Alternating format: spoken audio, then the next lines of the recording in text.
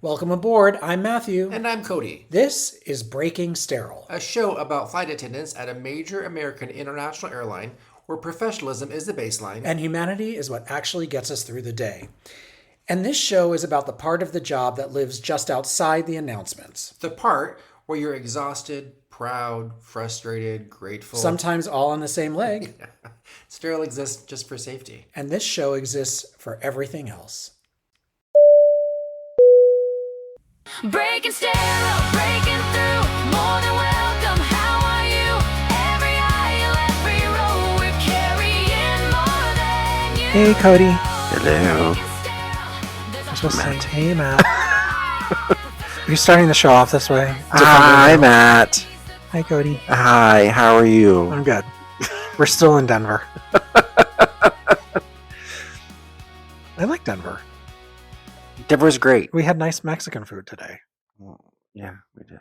I actually ordered a burrito with chicken, and then I finished the burrito and realized that It did not have chicken. did not have any It had chicken ground in it. beef in it. Yeah.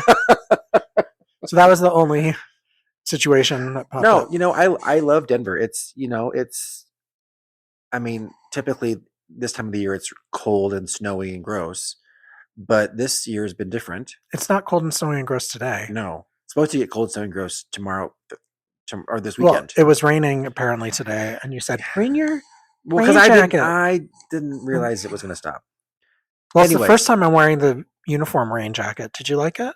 You don't like that one, do you? No, You wear the long winter coat. yeah, look, I find that so like how am I supposed to pack that?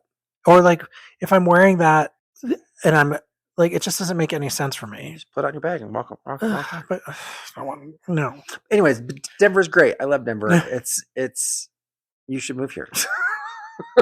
I know. Well, maybe one day. Maybe I'll get a place here. Yes, do it. I don't know how Steve will feel about that. But Do it, Steve. I mean, of all the places in the world you could live, where would you? Is there a place that you would love to live? Oh, in a heartbeat. Where? In the Highlands of Scotland.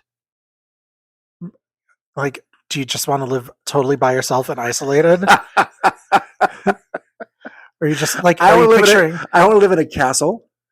Do you want to like with a Scottish prince? Sure, that fines. No, Right. no. It's beautiful up there. It's absolutely The gorgeous. Scottish men are really hot.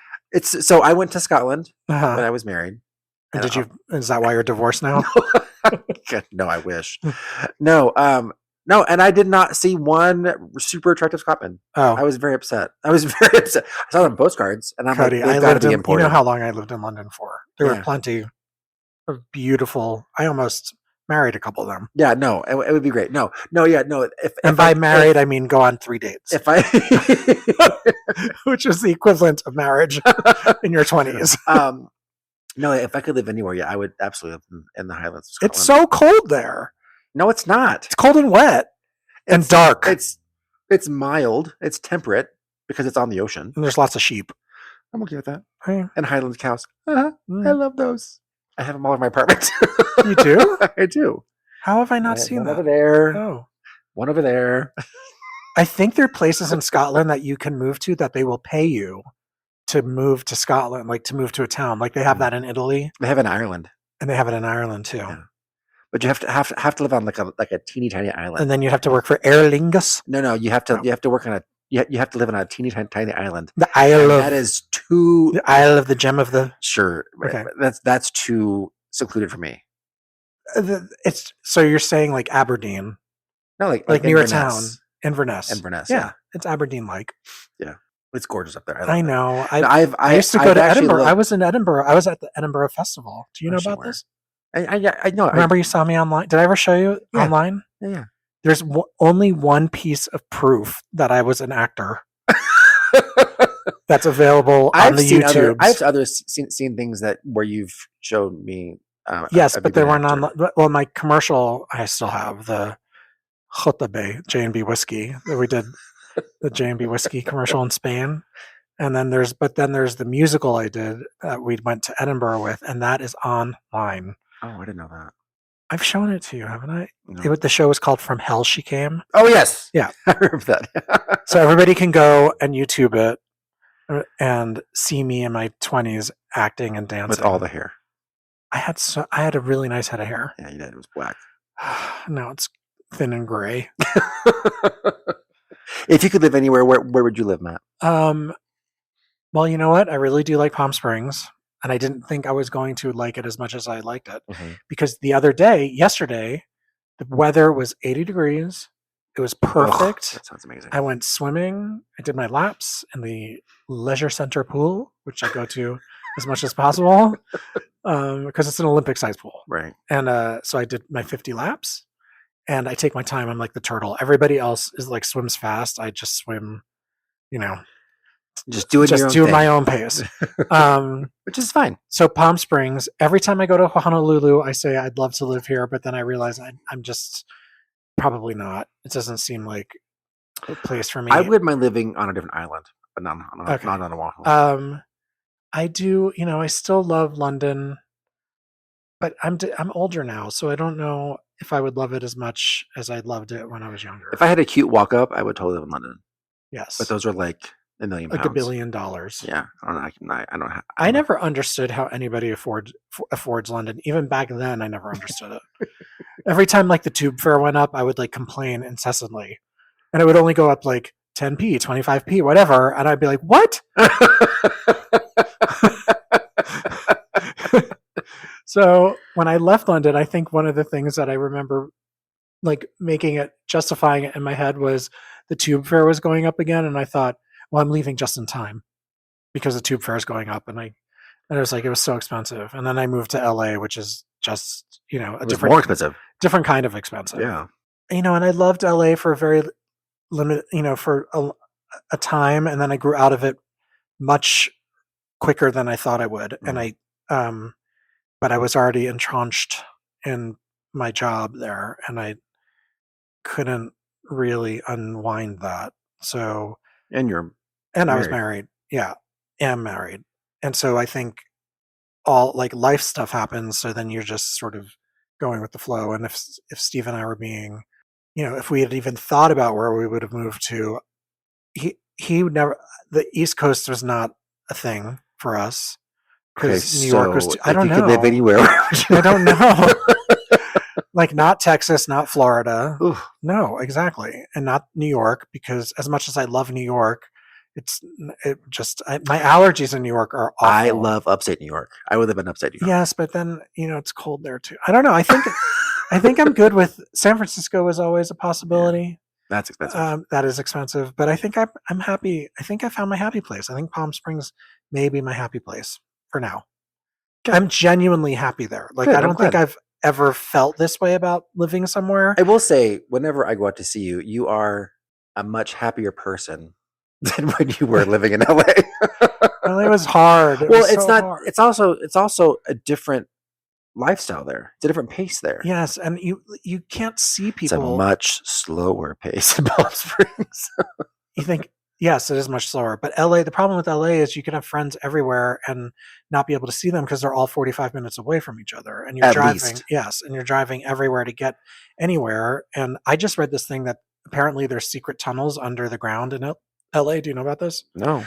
That all the celebrities use to get around town, which makes sense because I'm always wondering how the F somebody gets from Santa Monica to the east side so quickly, that there must be secret tunnels down there because it's impossible to get from one side to the other in a meaningful, apparently like Will Smith has access to the tunnels. And I know I watched too many conspiracy theory weird things online, but apparently there's these tunnels. And if you know anything about these tunnels, please email me at breakingsterile@breakingsterile.com so that I can show Cody what I'm talking about. Yeah. Also, speaking of emailing us, yes, if you would like to connect with us, you can go to Breaking Sterile Podcast on Instagram. Oh, that's right. We have an Instagram page. Yeah, it's not super active. I was thinking of starting an X page, but it's just like there's so much social media to manage that I don't want to. I hate calling it X. I just call it Twitter because X sounds kind of X-rated. I know. mean, I'm not a fan of the person who owns X. So Yeah, same. Babies. babies is our next topic. Ugh. Cody, you don't like babies on airplanes? I like babies in general. Really? Okay, I always say Hold that. on. So, okay. I was flying with two of my friends, Uh-huh. and I was the lead, and I was standing in the doorway. The first individual on the plane was this like toddler, right? And he comes like toddling onto the plane, and I looked down. And I had a look of disgust on my face. As one of my friends was standing in the aisle, and she like looks at me and she goes, "Cody," and I was like, "What?" And she's like, "Fix your face." And I did. Because a toddler was toddlers are different from babies. No, it's a child. Right. Anything under like 3. 9 Oh. is annoying. You know, I always feel that way initially, but if I'm holding a baby, I get very like I love Oh, you hold them? I can. Never. Well, I'm not touching them. oh. Well, sometimes I've held them because Nope. the parent has to go to the bathroom. Not my problem. Especially when they have chubby cheeks and they're cute. I held a baby once at my Uh-huh. first airline Uh-huh. because the mom had to use the restroom, Uh-huh. and the baby like woke up and realized I was not its mother or its father, Uh-huh. and Lost just his had mind. a complete meltdown. And I was like, "Oh my god, get rid of it!" I mean, I love my niece and nephew, Uh-huh. and I love my nephews from my previous marriage. Same. But children that are not mine, I understand. and and babies, I don't mind because they're cute for the most part. Right. If I don't have to touch them, they're fine. Right. And I always have this like, I hate children, blah blah blah. Right. And I have this very like Yeah. staunch outlook on them. But then when they come on the plane, I'm just like, well, hi there, how are you? Oh my god, you're so cute, blah blah blah blah. And I Yeah. like make faces with them and whatever. And it's very baby dependent. Well, you know when the plane becomes Screaming Baby Airlines, and I always see like people getting upset about it or whatever, and I always say to them like 9 out of 10 times the engines turn on, we take off, babies fall asleep. Yeah. They do. They do. Well, and Occasionally there's the one that doesn't fall that asleep. hates it. The And whole the whole the flight. whole experience. And everybody's like looking back, and I feel really bad for the parent, genuinely bad for the parent, because it's it is hard to there's things you cannot control. Yeah. And it's not the baby's fault. It's just the way the baby is. Well, and the baby doesn't understand. No. And especially coming down, like, when we're changing altitude, a lot the times Their little the ears air can't pressure take it. doesn't, it gets clogged in their ears. What is and it? The then- Etruscan tube? huh? The Etruscan tube? The tube in the ear? The tube in the ear. Oh, yeah, I know what you're talking about, but no. And so they don't understand. And so a lot of times when I see parents who have infants Mhm. who don't have a sucker or a bottle or whatever, a Mhm. binky, whatever, I tell them just before we start descent, I'm like, hey, just FYI, if their ears start hurting them, just like have them suck on something because Right. that'll help. And they go, oh, really? I'm like, yep. And How do you heat the bottle if they want a bottle heated? I mean, like if they want like Or- hot water in it, I No, put they hot want water in the, it. no, but don't they like want the bottle? Like, have you ever had somebody give you like they want the bottle heated? Nope. Or, I will say I can put hot water in it for you. oh, I can do half hot water, half cold water, so that way it's like not burning. not burning their mouth off. Right. But that's not. It's I not a don't have the thing. ability to make a heated bottle of water. Yes, you do. You want to know how? I'm not putting it in like 13 hot cups. No, you just put it in the silver. You put the hot water in like the the silver container like in first class that you put the cold water in when you're pouring it out. You can just put hot water in there and then submerge the bottle. No one's ever really asked me. I mean, this is probably like a really esoteric, way left field thing, but in case it ever happens to you, that's how you can do it. Nope. You know what I don't like though is when they want what's the thing that's the thing that's connected to the bulkhead, the bassinet. Yeah. I am terrible with okay, so in training, so at our airline we have bassinets, and depending on the plane, Mhm. some bassinets are built into the actual seat. Mhm. So like on our 757 Oh, in the yeah. front, they have it. You On the just 7, lift. 8. Yeah, you just lift it up, and that's. I Right. still don't understand. Like, do they put a blanket down or something, or there's like a netting there There's a netting, yeah. to stop them from flying up It's just so in weird the to me. air? Yeah, and then but on our triples, you hook it into the bulkhead. Right.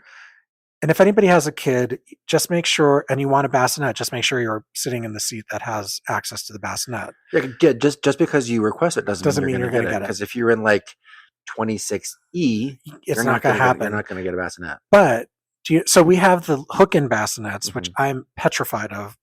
First of all, in training, I could never make it work. I was like, I don't know. If this is how I fail out of training, so be it.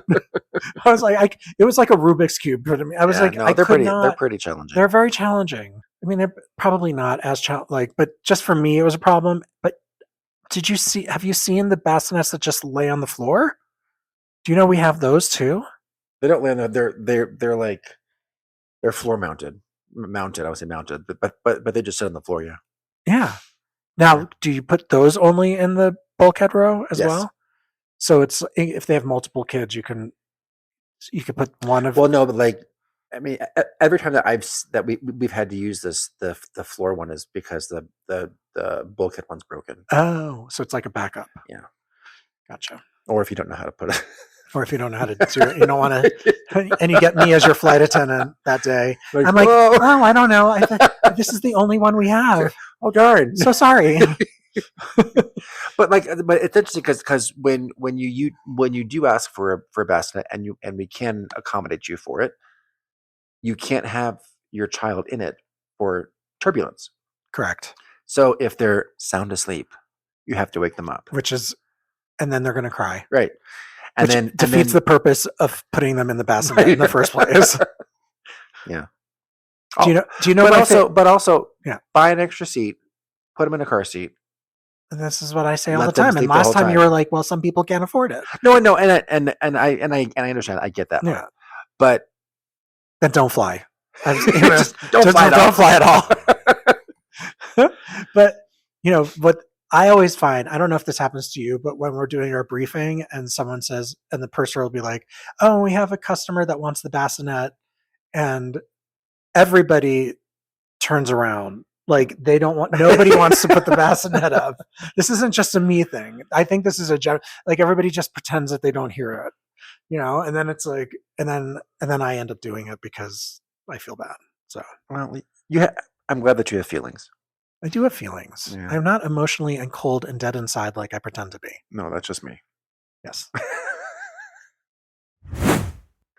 Hey, Matt. Hey, Cody. Question. So, how often do you fly on a express carrier? Probably like once a month, and then occasionally, like for deadheading purposes to get to Denver. From Palm Springs, we have at least one flight a day that's not on Mainline. Is that deadheading or commuting? Commuting. Okay. And then deadheading, occasionally I'll like get that weird deadhead like from Norfolk to somewhere. Newark, and then you're on the CRJ 700. I just had to find one the other day. I was not comfortable. You're too tall to be on those planes.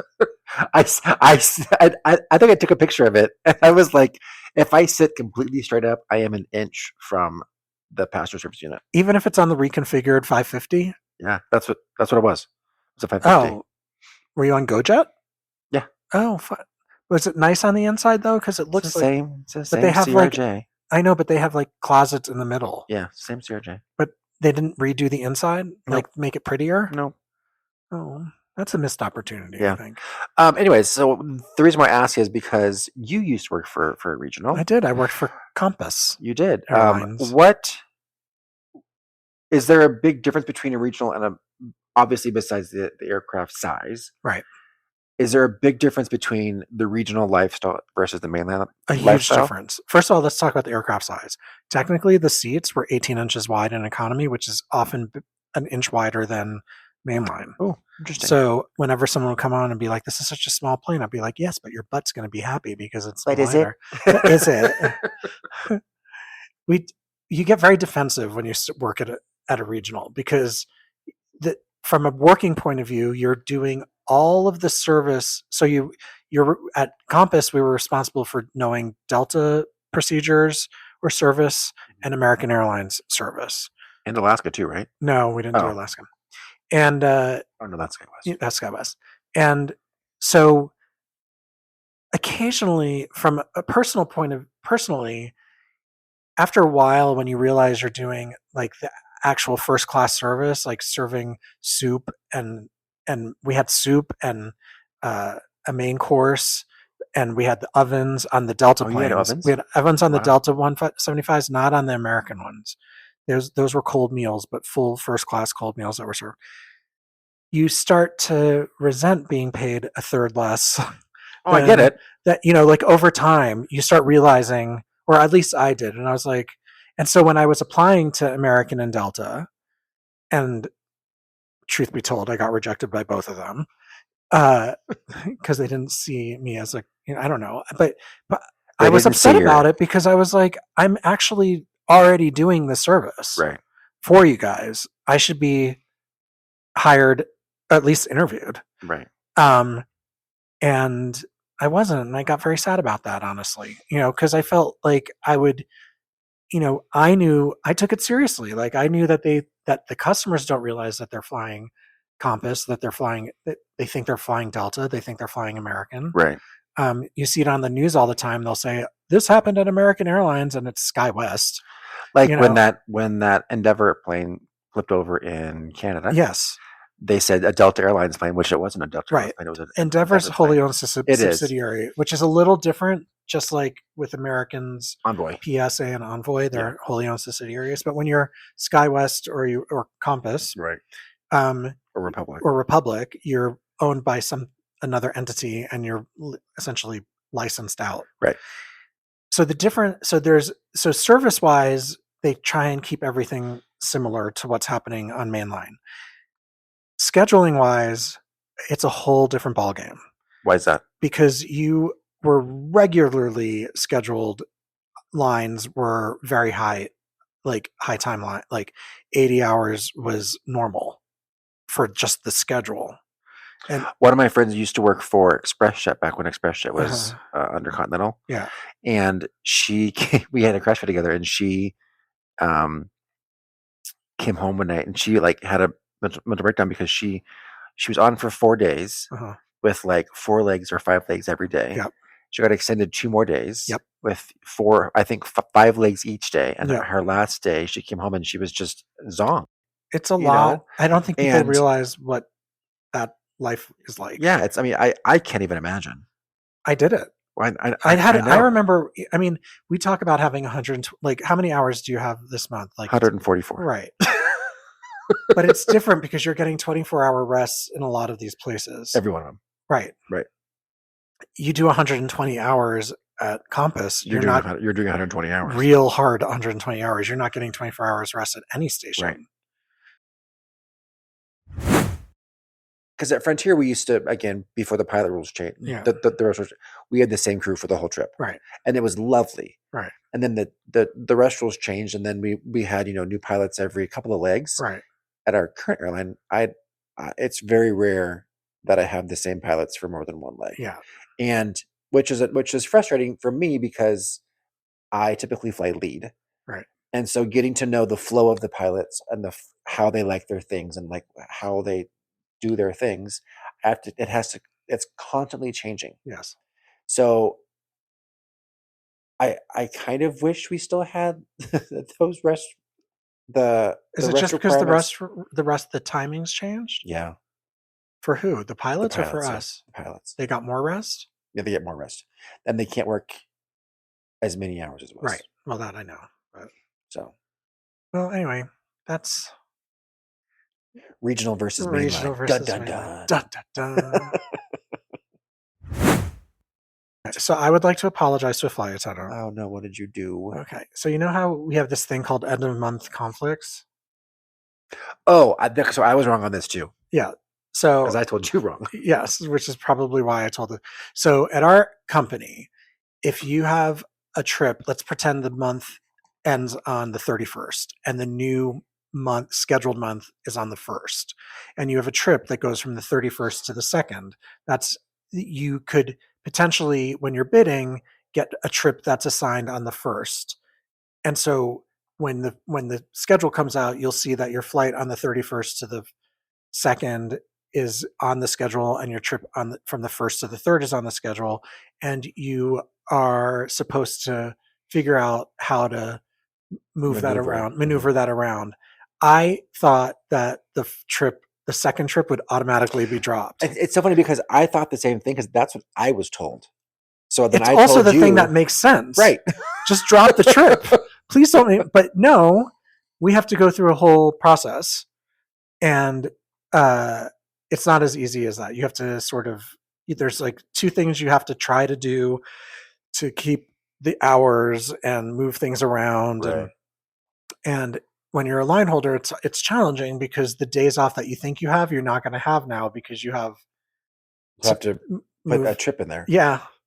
So I try to bid schedules that don't have end of month conflicts in them. That's also why I typically don't bid for lines if there's a carryover. Yeah, that's what I'm saying. I don't bid for carryover, except again this month. I picked up a trip that turns into a carryover because I got greedy and was like, I want to go to Maui. And so it happened to be on a trip on the 31st. But I get to fly with my friend if she still ends up flying it. And I don't even know why I picked it up, knowing that half the time you pick up something, half the crew leaves that trip anyway. So and you will too. I will probably be by myself, and not with my friend. So, which is fine. And I had to do that this month, and it wasn't as easy as I thought it would be. Well, because that's because we both had the wrong information. Yes, but my point is that I gave the wrong information to the flight attendant, and then I couldn't Shame. remember who it was that I gave it to because you're. But if you're up to date on those informations, like even when we get revisions to our manual, Yes, I look at all of that. Yes, I do too. Because if you don't look at it, you're going to go, oh, that's what this is. Yes. Like if someone has a question, you go, that's what this is. And then you're completely wrong because they've changed it for you. You have to look at the revisions. You have to look at the revision checklist or the revision summary. Yes. Because that tells you what's changed. Yes. I love doing these podcasts. Mm-hmm. They're fun. Mm-hmm. But we're talking about the stories that happen in our lives and the stories that we've seen happen, right? With our own eyeballs. And there's only so many. And there's only so many. I mean, I've been doing this for a long time, and I can. We are digging deep to entertain, which is why we may have to finish this season and fly a little bit before we start season 2. Well, but what I was thinking is that what if we have flight attendants or pilots send in stories about trips that they've had or challenges that they've had. Yeah. Stories that they've gone through. Yeah. And then we can kind of read them online, talk about them, see what they're. And maybe we'll actually interview them. Yeah. They can be guests. Yeah. We can have guests. I figured out how to do that. I have the technology. It is the great thing about being independent entrepreneurs of the podcast region, because we're making so much money doing this. We're doing so well with this. But no, yeah. So if you have a fun story or a story that you think is relatable to this podcast, yes, send it to Breaking Sterile at breakingsterile.com. Is it .com? Breaking Sterile at breakingsterile.com. Yeah. Or Breaking Sterile Podcast on Instagram. And who knows? We might feature you. We don't have to say. You don't have to say your name. You don't have to say what airline you work for. No, you can make it through as very, very nondescript as you'd like. Yeah. But it's always fun hearing other perspectives and other stories from flight commuters because there's a million stories. There's a million stories out there, and it would be great to hear. And Cody and I only have a limited amount at this point. I have a lot, but a lot of them aren't very. We can't tell them appropriate. Or maybe they are. Maybe we should. Maybe in our next season we'll, start getting spicy. I don't know about all that. And by spicy, I mean the food that we eat. Yeah. So again, Breaking Sterile at breakingsterile.com or Breaking Sterile Podcast on Instagram. Tell us your stories. That's our descent. Thanks for flying with us. Behind every uniform is a real human doing their best at 35,000 feet. Be kind to your crew. Hydrate. We don't just fly the world, we live in it. Sterile keeps us safe. Breaking it keeps us human. This has been Breaking Sterile.